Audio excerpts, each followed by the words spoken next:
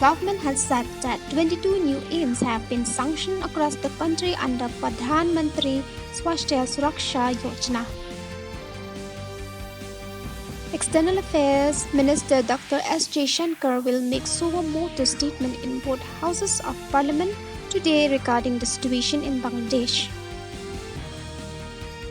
Government has said that 1 crore 92 lakh SIM cards have been blocked across the country to crack down on cybercrime.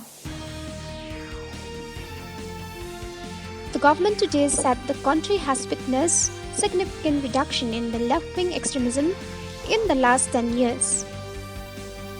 At Paris Olympics 2024, Avinash Sehgal created history last night by becoming the first Indian male athlete to qualify for the men's 3000 steeplechase final.